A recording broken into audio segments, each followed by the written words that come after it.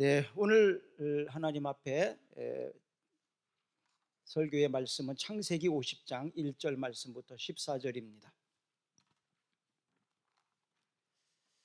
요셉이 그의 아버지 얼굴에 굽으려 울며 입을 맞추고 그 수종드는 의원에게 명하여 아버지의 몸을 향으로 처리하게 하매 의원이 이스라엘에게 그대로 하되 40일이 걸렸으니 향후로 처리하는 데는 이 날수가 걸림이며 애굽 사람들은 70일 동안 그를 위하여 곡하였더라. 곡하는 기한이 지남에 요셉이 바로의 궁에 말하여 이르되 내가 너희에게 은혜를 입었으면 원하건대 바로의 귀에 아뢰기를 우리 아버지가 나로 맹세하게 하여 이르되 내가 죽거든 가나안 땅에 내가 파놓은 묘실에 나를 장사하라 하였나니 나로 올라가서 아버지를 장사하게 하소서 내가 다시 오리이다 하라 하였더니 바로가 이르되 그가 내게 시킨 내세대로 올라가서 내 아버지를 장사하라. 요셉이 자기 아버지를 장사하러 올라가니 바로의 모든 신하와 바로 궁의 원로들과 애굽 땅의 모든 원로와 요셉의 온 집과 그 형제들과 그의 아버지의 집이 그와 함께 올라가고 그들의 어린 아이들과 양떼와 소떼만 고센 땅에 남겼으며 병거와 기병이 요셉을 따라 올라가니 그 때가 심히 컸더라. 그들이 요단강 건너편 아다 타작마닥에 이르러 거기서 크게 울고 애통하며 요셉이 아버지를 위하여 7일 동안 애곡하였더니 그 땅 거민 가나안 백성들이 아닷 마당의 애통을 보고 이르되 이는 애굽 사람의 큰 애통이라 하였으므로 그 땅 이름을 바벨 미스라임이라 하였으니 곧 요단강 건너편이더라. 야곱의 아들들이 아버지가 그들에게 명령한 대로 그를 위해 따라 행하며 그를 가나안 땅으로 메어다가 마므레 앞 막벨라 밭 굴에 장사하였으니 이는 아브라함이 헷 족속 에브론에게 밭과 함께 사서 매장지를 삼은 곳이더라. 요셉이 아버지를 장사한 후에 자기 형제와 호상꾼과 함께 애굽으로 돌아왔더라. 아멘. 여러분들의 가정은 안녕하십니까? 여러분들의 가정은 샬롬 합니까? 요즘에 읽는 다윗의 이야기를 보면 다윗은 훌륭한 신앙, 믿음을 가진 사람이었지만 그의 자녀들은 그렇지 못했던 것을 봅니다. 다윗의 아들 압살롬은 아부 샬롬 이 두 단어가 합쳐진 거예요. 아부 샬롬. 그래서 평화의 아버지라는 뜻이 바로 압살롬입니다. 그는 이름은 참 훌륭합니다. 그런데 이름대로 살지 못했어요. 또 아부살롬은 미모가 아주 탁월했습니다. 잘생겼습니다. 또 그의 머리는 아주 명석합니다.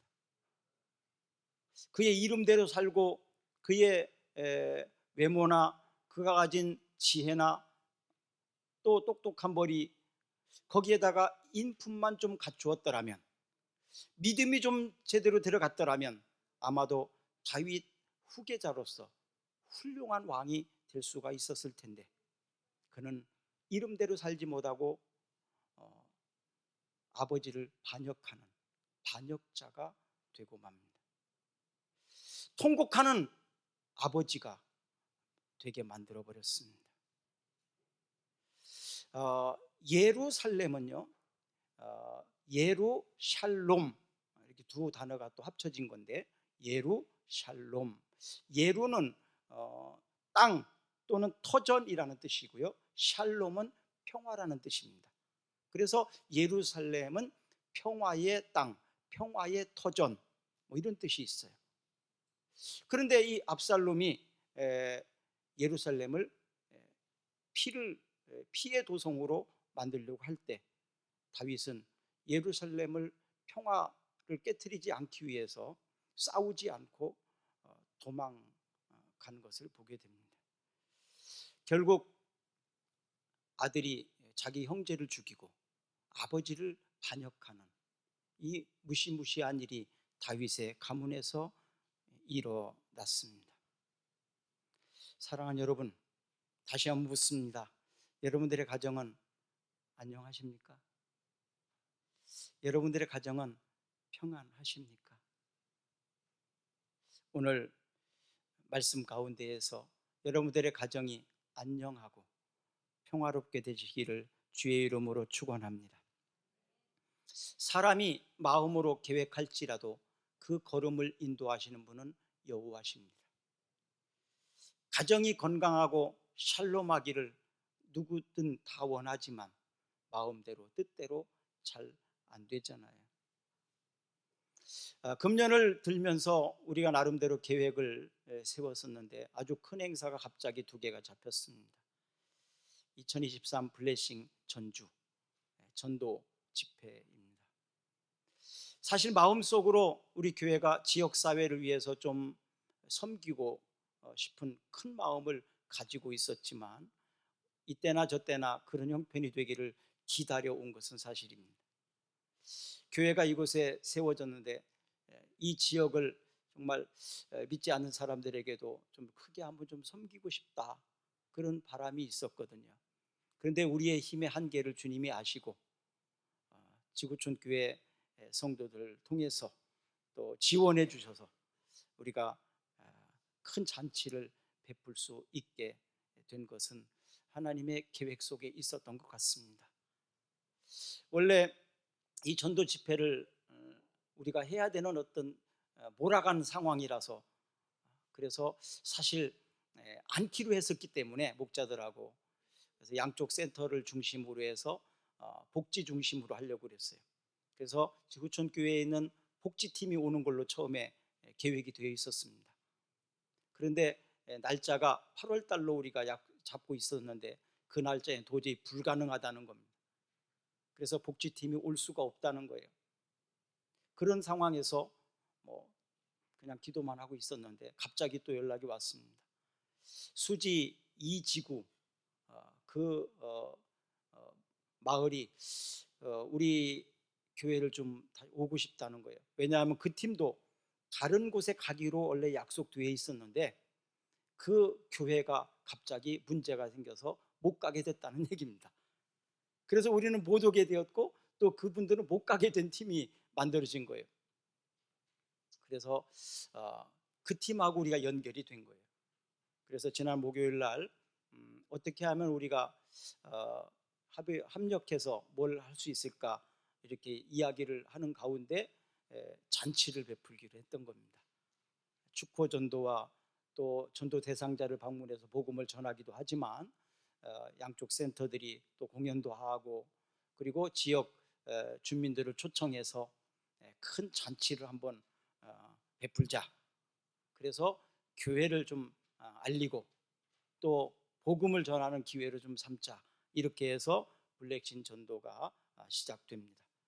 사실 100명이 오면 굉장히 우리 장소에서 큰 인원입니다. 또 우리 교인들과 양쪽 센터 부모님들과 학생들을 하면 적어도 100명 이상 되니까, 또 우리가 100명을 초청하면 300명이 되는 것 같습니다. 그래서 이 인원이 우리가 큰 행사를 치르게 될 거고요. 또 우리가 다음 세대에 대해서 계속 기도하면서 준비하고 있었는데 그것도 역시 하나님 우리의 힘만으로는 좀 부족함을 아시고, 또 두 기관에다가 학교까지 해서 세 기관이 연합해서 캠프를 열게 하셨는데 이 일들을 총 진행하는 일을 제가 받게 됐습니다. 이것 역시 제가 처음부터 계획했던 것도 아니고 그냥 떠밀려서 가게 됐는데 하나님이 기뻐하시는 일인지라 주께서 쓰시겠다 하는데 제가 어떻게 거부하겠습니까? 주께서 쓰시겠다. 그래서 저 자신을 드리고 또 교회가 헌신해서 지금 큰 이 두 가지 계획을 준비하고 있습니다. 이 일을 위해서 여러분들이 많이 기도해 주시기를 바랍니다. 또 이 일을 잘 감당할 수 있는 저와 우리 교회가 되었으면 좋겠습니다. 오늘은 어린이 주일이면서 어버이 주일을 함께 지킵니다. 이런 일은 처음입니다. 그래서 어떻게 이게 설교를 두 개를 다 준비를 해야 될지 사실 고민이 많이 되는 부분이었는데요. 소크라테스는 이런 말을 했어요. 사람이 먹기 위해서 살아서는 안 된다. 살기 위해서 먹어야 된다. 그리고 바르게 살기 위해서 존재해야 된다. 생존해야 된다. 이렇게 말을 했습니다. 바르게 살려면 어떻게 해야 될까요? 바르게 살기 위해서는 교육이 필요합니다. 교육의 처음 시작은 가정입니다.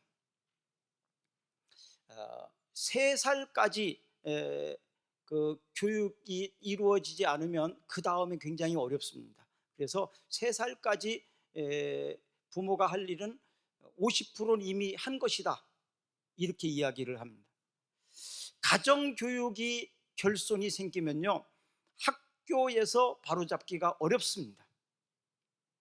또 학교에서 학생들을 포기하게 되면 사회에서 교정한다는 것은 더더욱 어렵습니다. 잠언 22장 6절을 한번 읽어볼까요?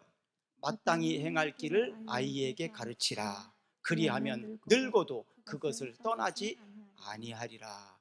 마땅히 행할 길을 아이에게 가르치라. 그리하면 늙어도 그것을 떠나지 않는다.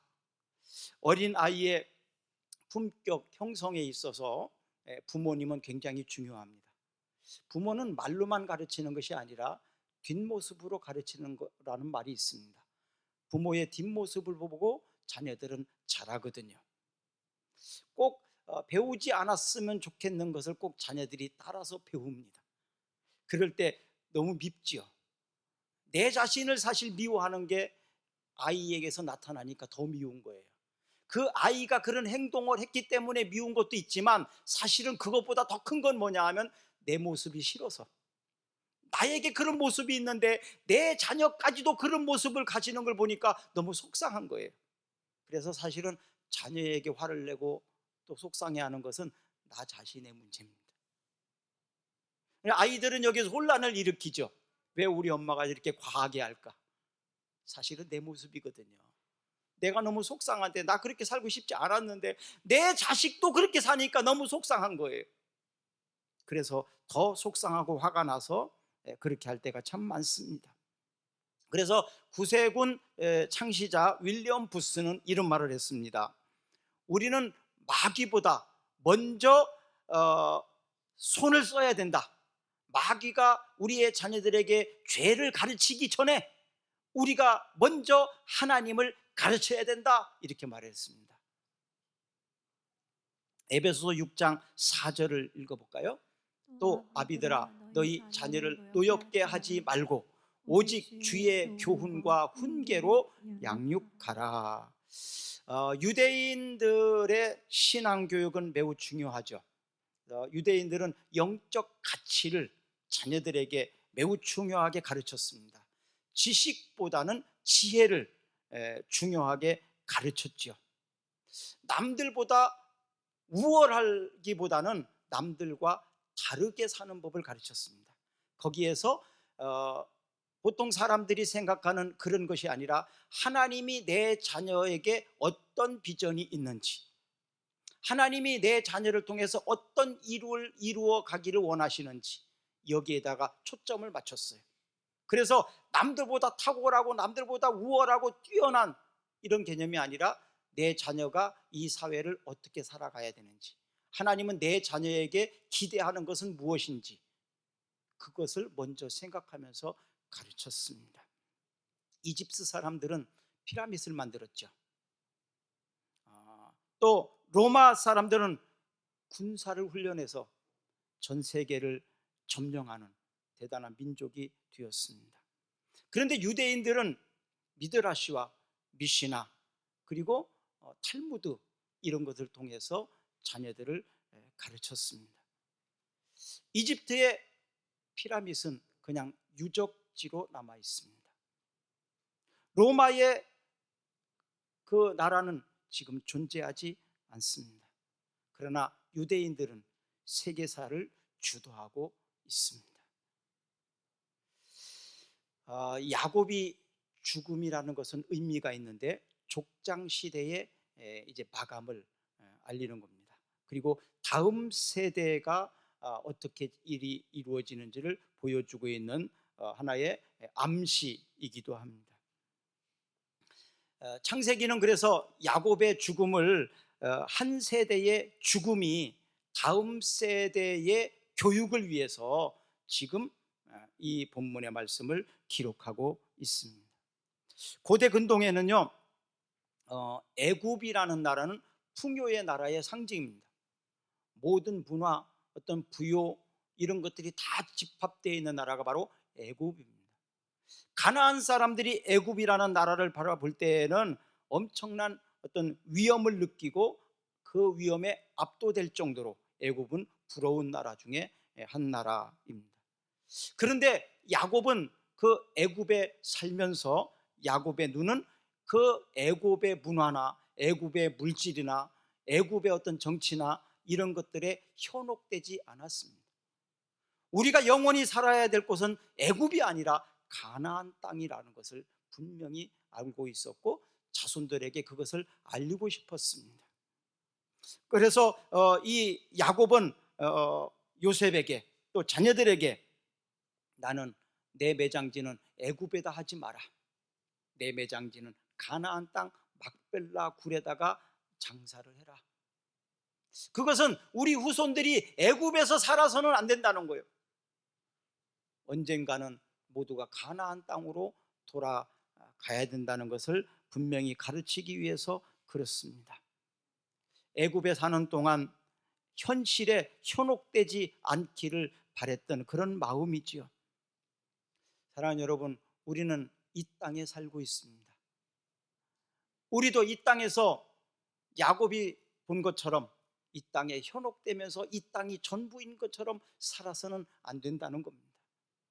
그리스도인들은 언젠가 다 천국에 갈 것입니다. 하나님이 예비하신 땅으로 가게 될 것입니다. 그래서 이 땅에다가 소망을 두고 이 땅이 전부인 것처럼 살아서는 안 된다는 겁니다. 우리는 하나님 나라를 동경하면서 또 바라보면서 준비하면서 살아야 됩니다. 야곱의 장례는요 70일 동안 진행되었다고 기록하고 있습니다. 이 70일 동안 가나안 땅을 가서 매장하고 장례를 치르는 동안 그들은 어떤 생각을 했을까요? 이것은 출애굽의 하나의 어떤 연상 모형이라고 볼 수 있을 것 같습니다. 결국 애굽에서 그들은 400년 동안 살다가 가나안 땅으로 출애굽하게 되죠. 그래서 이 70일 동안의 장례는 마치 출애굽의 모형이고 출애굽을 연상하는 그런 모습으로 보여지게 되죠. 예수님의 부활은 바로 이런 의미가 있습니다. 예수님이 죽음으로 끝났다면 우리는 이 땅에서 살다가 이 땅에서 죽는 것을 끝나는 거겠죠. 그러나 예수님이 죽음 후에 부활하심으로 인해서 그리고 승천하심으로 인해서 우리가 예수님처럼 이 땅에서 죽음으로 끝나는 것이 아니라 우리가 주님 앞으로 가게 된다는 것을 보여줍니다. 그래서 우리가 이 땅에 사는 것이 부활신앙으로 살아야 된다는 겁니다. 타겟신앙으로 살아야 된다 이 말입니다. 천국신앙을 가지고 살아야 된다는 얘기입니다. 그래서 야곱이 했던 우리는 그 유언을 생각해 보게 되지요. 여러분, 유언은 어떤 것을 남깁니까? 사람이 살면서 가장 어떤 절실하게 느꼈던 거, 절실하게 여겼던 거, 그것을 유언으로 말합니다. 야곱은 이렇게 가장 절실하게 여겼던 것, 바로 그것을 유언으로 남겼는데 여러분들이 또 우리의 자녀들이 애굽에서 삶으로 끝나는 게 아니라 가나안 땅으로 가게 하려면 어떻게 해야 될까? 내가 가나안 땅에 묻히는 거다. 그래야 내 후손들이 가나안 땅으로 다 오게 될 거다. 이런 생각을 하고 요셉에게 그런 유언을 내린 겁니다. 우리의 삶에 있어서 가장 간절하게 추구하는 게 무엇입니까? 그것을 알고 있으십니까? 그렇다면 이것을 우리는 신앙의 유산으로 남겨야 될 것입니다. 잠언 10장 1절을 한번 읽어볼까요? 솔로몬의 잠언이라 지혜로운 아들은 아비를 기쁘게 하거니와 미련한 아들은 어미의 근심이니라. 또 23장 25절 읽어보겠습니다. 내 부모를 즐겁게 하며 너를 낳은 어미를 기쁘게 하라. 네, 이제는 자녀들을 향하여 부모님을 기쁘게 하는 삶을 살 것을 명하고 있습니다. 그것이 지혜롭다는 사실을 솔로몬을 통해서 가르쳐 주고 있습니다. 어떤 게 가장 지혜로운 삶일까? 어떤 것이 가장 바르게 사는 것인가? 자, 골로새서 3장 20절 읽어볼까요? 자녀들아 모든 일에 부모에게 순종하라. 이는 주 안에서 기쁘게 하는 것이니라. 자녀들아 모든 일에 부모에게 순종하라. 부모 없이 태어난 자녀는 없습니다. 그런데 자녀 없는 부모는 있죠. 요셉, 그는 어떤 어려운 환경 속에서도 부모와 형제들 간에 이런 우애와 이런 사랑을 가지고 살았던 사람입니다. 아무리 어려운 일이 생겨도 부모를 원망하지 않았습니다. 형제들을 원망하지 않았다는 겁니다. 창세기 45장 5절을 볼까요? 당신들이 나를 이곳에 팔았다고 해서 근심하지 마소서, 한탄하지 마소서. 하나님이 생명을 구원하시려고 나를 당신들보다 먼저 보내셨나이다. 또 50장 21절 읽어봅니다. 당신들은 두려워하지 마소서, 내가 당신들과 당신들의 자녀를 기르리이다 하고 그들을 간곡한 말로 위로하였더라. 아버지 야곱이 죽은 다음에 요셉의 형제들은 두려웠습니다. 아버지가 없으면 이제 요셉이 우리를 가만두지 않을 것 같다. 그러나 아버지가 있든 없든 상관없이 혈육을 사랑하고 보호하겠다는 이 요셉의 말을 보게 됩니다. 부모에 대한 신뢰와 존경은요, 하나님을 향한 신뢰와 순종으로 나타납니다. 마찬가지로 목회자와 성도들과의 관계도 다르지 않습니다. 하나님을 신뢰하고 사랑하니까 그 사랑 때문에 신뢰하고 존중하고 존경하는 거예요. 인간적으로 엄청난 존경받을 만한 것이 있기 때문이 아닙니다.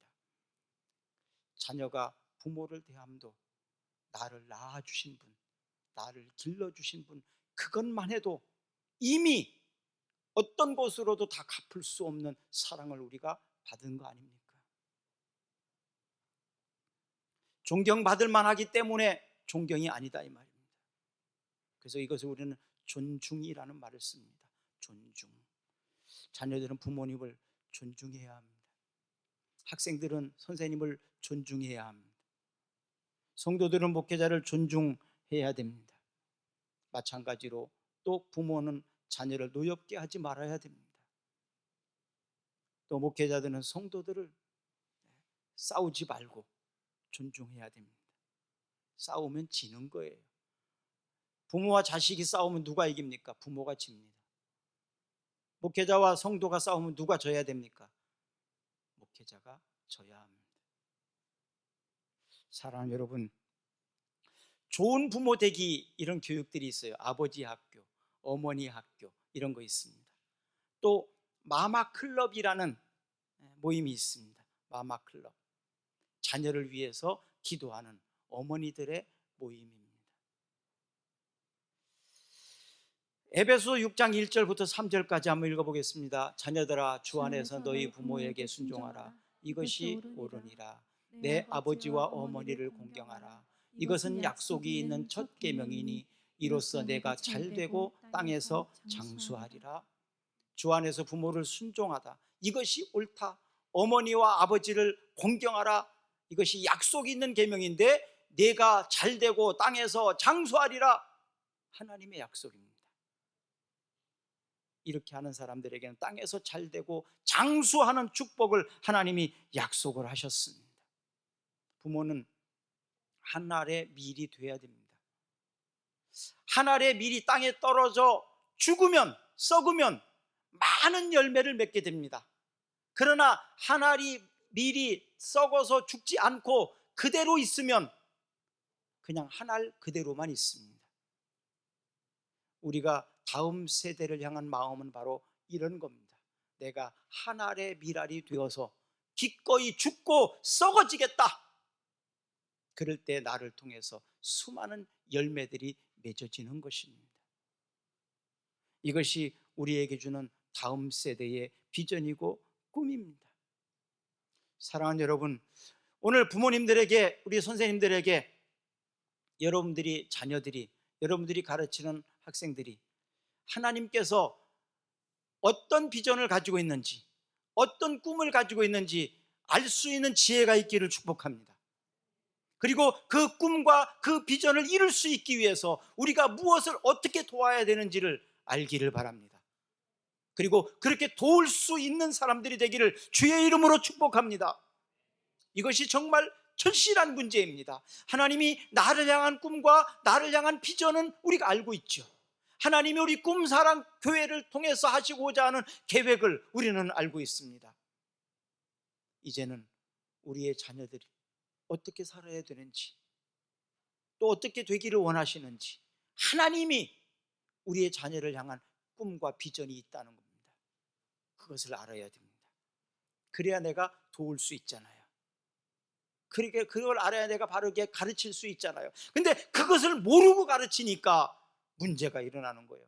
하나님의 계획은 다른데 내가 자꾸 다른 길을 가르치니 자녀들이 혼란이 일어나지 않겠습니까? 갈등이 일어나지 않겠습니까? 여러분, 내 자녀를 향한 하나님의 비전을 알고 있습니까? 내 자녀를 향한 하나님의 꿈을 알고 있습니까? 그것을 알아야 합니다. 모르면 알려달라고 기도하시길 바랍니다. 그리고 그렇게 살도록 도와주어야 우리의 자녀가 행복해집니다. 그렇게 될 때에 그 일을 잘할 수 있습니다. 종말론적인 특징이 있는데요, 디모데후서 3장 1절과 4절, 1절부터 4절까지입니다.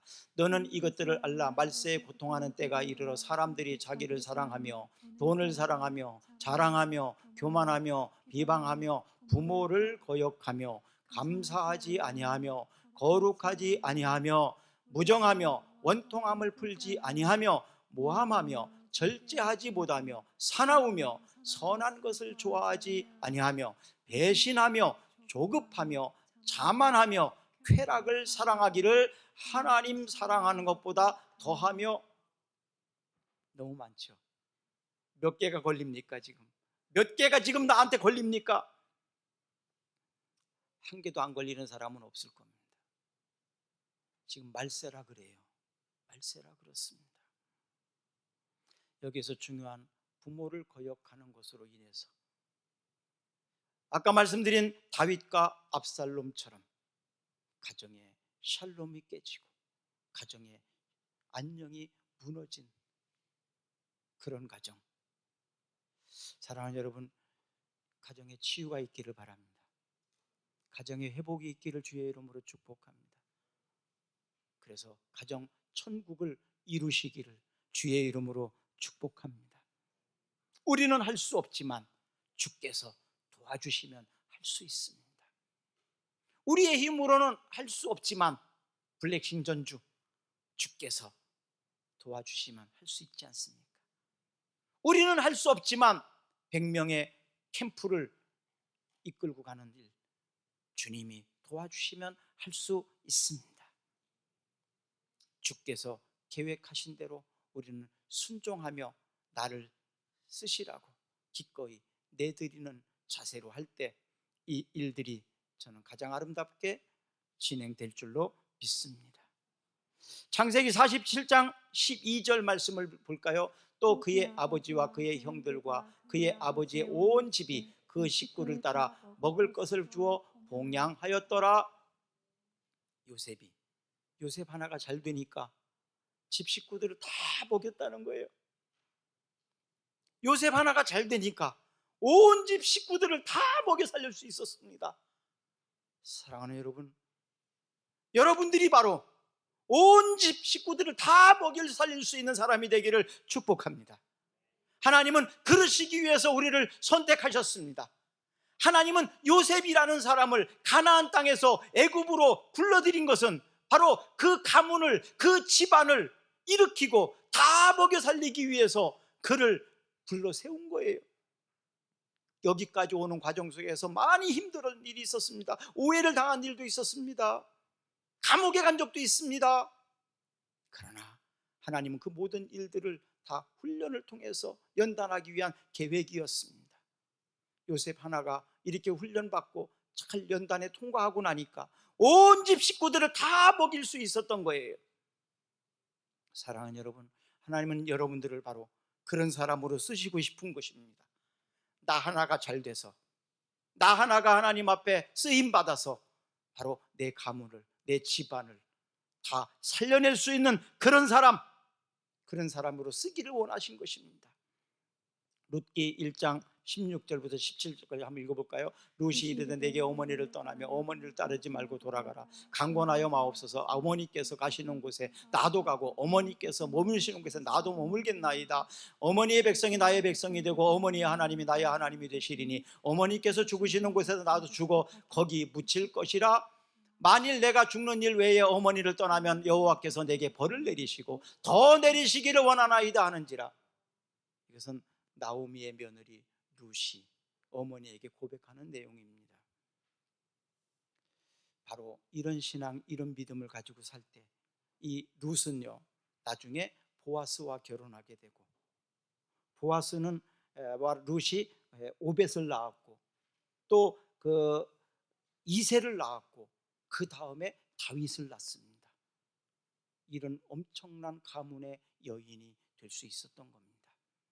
하나님 말씀에 순종함으로 믿음으로 살아서 여러분들의 가문도 이렇게 일으키고 이렇게 대대로 믿음의 가문이 이루어지기를 예수님의 이름으로 축복합니다. 우리 기도하겠습니다. 우리를 이 땅에 보내시고 가정을 주신 하나님, 5월달 가정의 달에 야곱의 유언을 생각해 봅니다. 요셉의 순종을 생각해 봅니다. 하나님, 우리가 야곱처럼 신앙을 유산으로 물려줄 수 있는 믿음의 사람이 되게 하옵소서. 요셉처럼 신앙의 유산을 물려받고 가문을 세우는, 가문을 일으키는 가문의 자랑이 되기를 원합니다. 이 자리에 있는 사랑하는 자녀들의 가정을 치유하시고 회복시켜 주시고 안녕을 주시옵소서. 샬롬을 주시옵소서. 믿음의 가문으로 세워 주시옵소서. 예수님 거룩하신 이름으로 기도드리옵나이다. 아멘. 우리 다 같이 일어나셔서 찬양하겠습니다.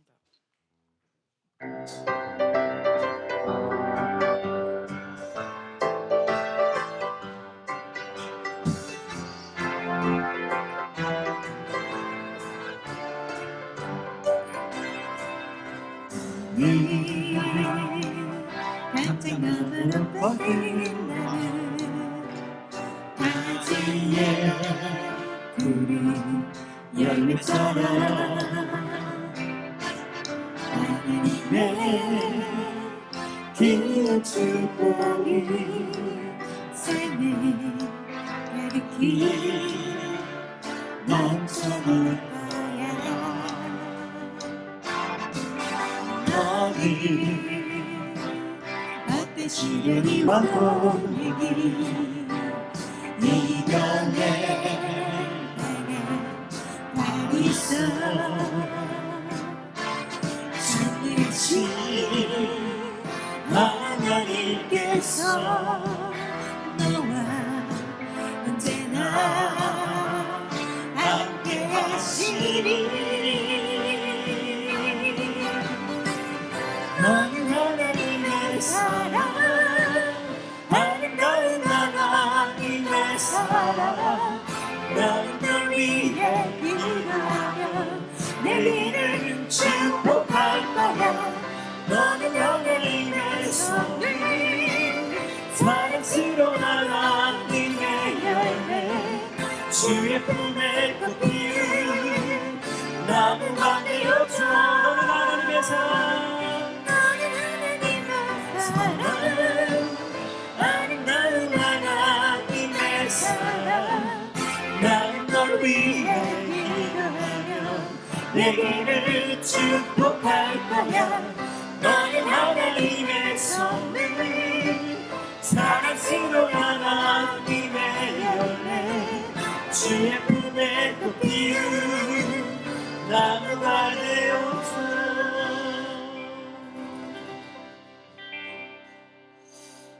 지금은 어린아이를 사랑하시는 우리 주 예수 그리스도의 무한하신 사랑과 어린아이를 양육하기 위해서 저희에게 선물로 주신 아버지 하나님의 지극하신 사랑하심과 바른 길로 인도하시고 교훈하셔서 하나님과 사람 앞에 칭찬받게 하시는 성령님의 인도하심이 어린이 주일과 어버이 주일 예배를 드리고 돌아가는 모든 성도들, 특별히 믿음의 가문과 믿음의 가문을 대대로 이어가기를 소망하며 꿈꾸며 기도하는 모든 성도들의 가정 위에, 이 나라와 이 민족 위에 영원토록 함께 하시기를 간절히 축원하옵나이다. 아멘.